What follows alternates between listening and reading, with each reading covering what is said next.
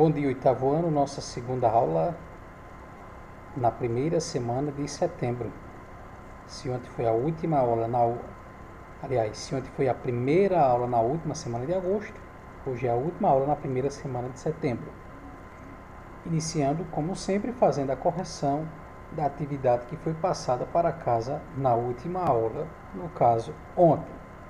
A continuação do quesito segundo que nós tínhamos na página 5, dividido em 4 letras, A e B, nós respondemos na página 5, e as questões C e D da pergunta 2, aí na página 6 do livro de atividades, é a correção do restante do segundo quesito e do terceiro. A continuação do segundo quesito seria sobre os 4 desafios que Dom Pedro teve pela frente ao criar o Brasil. Então, os 2 primeiros desafios que nós já respondemos na página 5 foi o reconhecimento internacional, fazer com que os outros países vissem o Brasil como um país e não mais como um território anexo de Portugal, e garantir a posse sobre toda a totalidade do território brasileiro. Terceiro desafio seria o desenvolvimento da economia, conforme nós lemos lá na página 4 do livro didático, e o parágrafo 3º, ele tinha pela frente o desafio de amenizar a crise econômica que sofria naquela época a economia brasileira, com o comércio do açúcar, a concorrência do charque, produzido também na Argentina e no Brasil, e a exportação de couro e também a extração de ouro e pedras preciosas, ouro e prata, que já há um tempo vinha em decadência. O quarto desafio, na letra D, seria a elaboração de uma constituição. Isso é imprescindível, isso é essencial, não pode faltar nenhum país, pois através da Constituição o Brasil teria uma ordem a seguir, uma legislação, um conjunto de leis a ser obedecida. Terceira pergunta. No plano internacional, os Estados Unidos reconheceram a independência em maio de 1824. Informalmente, essa independência já era reconhecida pela Inglaterra, informalmente. A Inglaterra interessada em garantir a ordem da antiga colônia. Assim, os ingleses preservavam suas vantagens comerciais em um país que, naquele momento, naquela altura, já era o seu terceiro mercado externo, o terceiro parceiro comercial da Inglaterra, onde ela vendia aqui os seus produtos. O reconhecimento formal só foi retardado porque os ingleses tentaram conseguir do Brasil a imediata extinção do tráfico de escravos. Então, formalmente, no papel, houve esse impasse no reconhecimento da independência do Brasil, a questão da escravidão, que era uma exigência feita pelos ingleses, que a gente sabe que foi atendida paulatinamente. Mais à frente, no segundo reinado, nós vamos estudar, nos deter sobre essa questão da escravidão. Mas direta ou indiretamente, servindo de mediadores no reconhecimento da nova nação por Portugal. Ou seja, apesar de formalmente esse reconhecimento só ter vindo depois, a Inglaterra foi quem intermediou que Portugal reconhecesse o Brasil como país, sabemos, através do pagamento de uma indenização com empréstimos ingleses. Então, com base na leitura do texto e naquilo que a gente estudou, assinala a alternativa incorreta. Os Estados Unidos foram o primeiro país a reconhecer oficialmente a independência do Brasil? Sim, isso está lá no conteúdo do livro didático. As relações internacionais entre Brasil e Inglaterra foram estabelecidas ainda no período colonial? Sim, quando o Brasil ainda era colônia, já se relacionava com a Inglaterra. A Inglaterra tinha o objetivo, o propósito de extinguir a venda de escravos, o tráfico de escravizados no Brasil? Sim, esse era o interesse inglês. Letra D. Com base na doutrina Monroe, os estadunidenses mediaram as relações entre Portugal e Brasil no processo de reconhecimento da independência brasileira. Aqui nós temos meia verdade e meia mentira, o que torna incorreta toda a afirmativa. Havia sim a doutrina Monroe, em que os Estados Unidos não queriam a interferência europeia na América, por isso foram o primeiro país a reconhecer o Brasil como país. No entanto, não foi os Estados Unidos que fez essa intermediação. Como já dissemos, essa intermediação foi feita pela Inglaterra e não pelos Estados Unidos. Letra E, o fato de Portugal não ter reconhecido imediatamente a independência prejudicou as relações internacionais brasileiras, porque Portugal custou a reconhecer, também os outros países não queriam criar antipatia, inimizade, má relação com os portugueses, e também prejudicou o relacionamento dessas relações internas do Brasil com outros países, porque não queriam entrar em atrito com os portugueses. De modo que todas estão corretas, A, B, C e E. A única incorreta é a letra D, que aqui você deve ter marcado aí no terceiro quesito da página 6. Confira no seu livro de atividades. Feita a correção, nós voltamos para a página 9 do nosso livro didático, onde depois da aula de ontem termos visto a primeira insatisfação no governo de Dom Pedro I, no primeiro reinado, que foi a Confederação do Equador, em Pernambuco, 7 anos depois da Revolução de 1817, vamos ver uma segunda revolta de insatisfação contra o governo de Dom Pedro I, uma revolta ocorrida no primeiro reinado, que foi a Guerra da Cisplatina.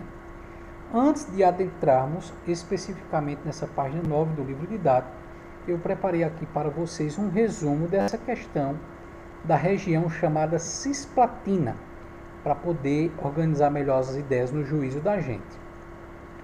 Então, na primeira imagem aqui à direita do mapa, o que é que nós temos? O chamado e famoso Tratado de Tordesilhas, aquele que em 1494, curiosamente 2 anos após a chegada de Cristóvão Colombo às Américas, houve a divisão da América, parte leste à sua direita para Portugal, possessão portuguesa, e parte à sua esquerda da América Oeste para a possessão espanhola. E aí você tem a divisão que, se houvesse sido respeitada, o Brasil seria hoje menos da metade do território que é atualmente. Você vê que muitos estados aí da parte à esquerda a oeste seria da Espanha, muitos estados que são nossos atualmente ficariam de fora se o Tratado de Tordesilhas tivesse sido respeitado.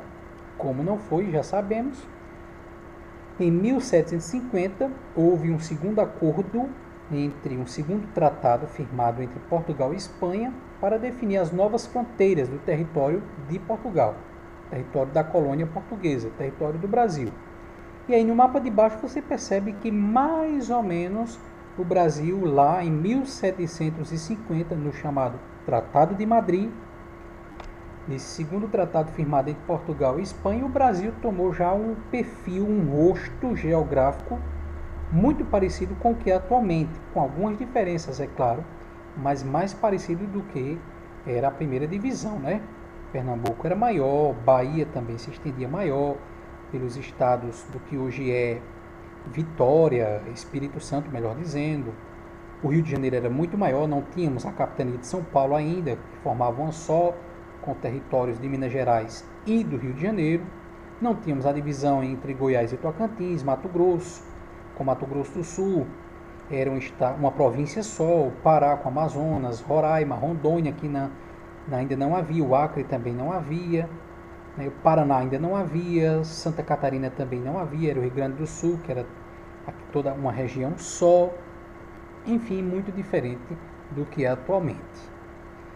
E ao sul nós teríamos o que seria a província Cisplatina, província pertencente ao Brasil depois. Para a gente entender melhor, agora a gente vem aqui a essa linha do tempo. Então, em 1531, o colonizador português Martim Afonso de Souza, aquele que 30 anos depois da descoberta do Brasil, descoberta entre aspas, ou seja, depois da chegada do Pedro Álvares Cabral, esse Martim Afonso de Souza é o que vem trazendo de Portugal 600 portugueses para ocupar o território e assim não perder o território para outros reinos que já estavam de olho aqui.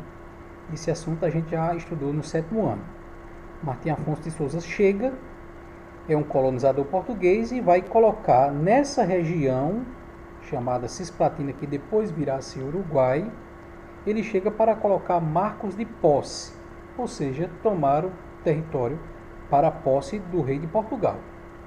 1680, Manuel Lobo, governador da província do Rio de Janeiro, nessa região da Cisplatina, vai fundar a cidade Colônia do Santíssimo Sacramento, sobre protesto dos espanhóis. Os espanhóis, pela linha divisória do Tratado de Tordesilhas, seria deles a região, e está sendo ocupada por portugueses. Então eles protestam, vão firmar aí com Portugal o chamado Tratado Provisional de Lisboa, em que, entre outras coisas, os espanhóis exigem que não seja mais construída nenhuma casa, nenhuma habitação, nenhuma mais sinal de urbanização, de ocupação demorada, que somente as ocupações sejam temporárias, porque eles visam futuramente retomar a propriedade desse território, os espanhóis, o que não acontece. O tempo vai passando, 1808, já morando no Brasil, também já estudamos essa vida da família real. Já aqui no Brasil, o rei Dom João VI chega a cogitar a criação de um segundo reino. Então ele abandona Portugal, mas ele ainda é o rei de Portugal. Quando as coisas se acalmarem, ele vai voltar para lá. E ele cogita a possibilidade de criar um segundo reino nessa região da Cisplatina, para sua esposa, Carlota Joaquina, que era filha do rei espanhol Carlos IV, que teve lá o seu trono derrubado pela invasão napoleônica. Então, a esposa do rei Dom João VI era filha do rei espanhol Carlos IV, que foi deposto. Napoleão botou seu irmão para governar a Espanha. Só que esse plano de criar um segundo reinado para sua esposa, para Carlota Joaquina, esposa de Dom João VI, esse plano não foi aceito pelos ingleses. Olha a influência da Inglaterra aí, a influência política que a Inglaterra exercia na época. Em 1810, vai iniciar a luta pela independência argentina. Os argentinos, que até então era um território da Espanha, chamado de Reino do Rio da Prata, vai lutar aí pela sua independência, para separar da Espanha e criar o país Argentina. Nessa briga da Argentina, em 1811, tropas portuguesas e espanholas vão combater contra os argentinos que querem se apossar daquela região. Em 1815, o trono espanhol é restaurado, a Espanha volta a ter um rei. Em 1816, a Argentina é declarada independente. Dom João envia tropas para ocupar a região e combater os invasores argentinos. Então, a Argentina está naquele processo de declarar a sua independência, de criar o seu país. É declarada independente em 1816. Como eles têm interesse, você percebe ali pelo mapa atual da região da Cisplatina, do que hoje é Uruguai, a cidade fundada pelos portugueses, colônia do Santíssimo Sacramento, ela é bem vizinha ali da capital argentina, Buenos Aires. Então é um território disputado tanto pelos espanhóis que criaram a Argentina, como pelos brasileiros. Quando a Argentina é declarada independente, Dom João envia tropas para ocupar a região e combater os invasores argentinos que querem dominar a localidade, que querem se apropriar da localidade. Em 1820, o domínio definitivo de tropas portuguesas, luso, e de tropas brasileiras. Lembre-se que nessa época ainda o Brasil pertencia a Portugal. Com o apoio do caudilho Lecor, caudilho era a liderança espanhola de cada localidade, e da população local ali, da província Cisplatina, que viria a ser Uruguai, eles apoiam essa ocupação portuguesa porque estão dispostos a aceitar qualquer solução que traga paz para a região, que vivia imensos e inúmeros conflitos disputadas por brasileiros, espanhóis, argentinos e tudo mais. Por fim, em 1825, já o Brasil independente, eles vão lutar contra o Brasil para se tornar um país, o que conseguem com o nome de Uruguai. Só para você entender que não é uma história tão fácil assim de se falar, né? Desde muito tempo disputada por brasileiros ou pelo Reino de Portugal, por lideranças espanholas e também por lideranças locais ali, que ao tentarem se separar da Espanha, queriam trazer a região para o seu novo país criado. Terminou que não ficou nem para o Brasil, nem para os argentinos, ficou um país independente com o nome de Uruguai. Feita essa organização mental dessa linha do tempo, a gente pode sim agora mais facilmente adentrar lá na página 9 do nosso livro didático para entender o que foi essa guerra cisplatina. Também como reação, vai nos dizer lá na página 9, a violência empreendida na Confederação do Equador para acabar com o movimento da Confederação do Equador. Mesmo usando dessa violência, a repressão não foi suficiente para acabar com os focos de oposição ao governo de Dom Pedro, para estabilizar o seu governo. Continuou sofrendo instabilidades, revoltas. Dessa vez, lá na região que viria a ser o Uruguai, que havia sido colônia da Espanha, depois disputada entre o Brasil e Argentinos por ser uma região estratégica de acesso aos rios Paraná, Rio Paraguai e também o Rio da Prata, que não cita aqui, mas era também uma região de muito comércio estratégico marítimo, falando assim nesse sentido. Em 1821, o Dom João consegue definitivamente, a gente viu na linha do tempo, anexar, se apropriar daquele território, e em 1825, porém, as Províncias Unidas do Rio da Prata iniciam uma aproximação com o governo do Brasil para tentar uma negociação. Não existe negociação, o governo brasileiro não quer negociar e assim vai iniciar, ao invés de uma negociação, um conflito local.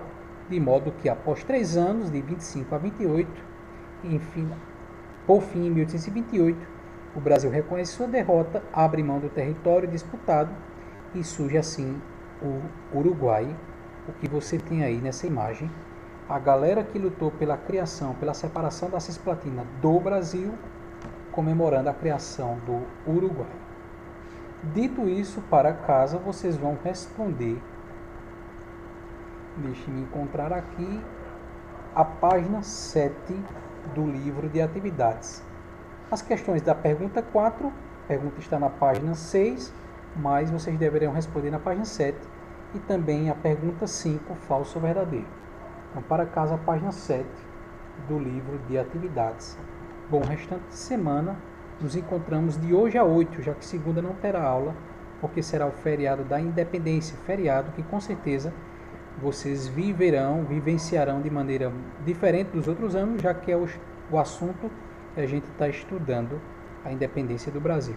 Bom restante de semana, esperamos a página 7 do livro de atividades lá pelo Classroom até o meio-dia da sexta-feira.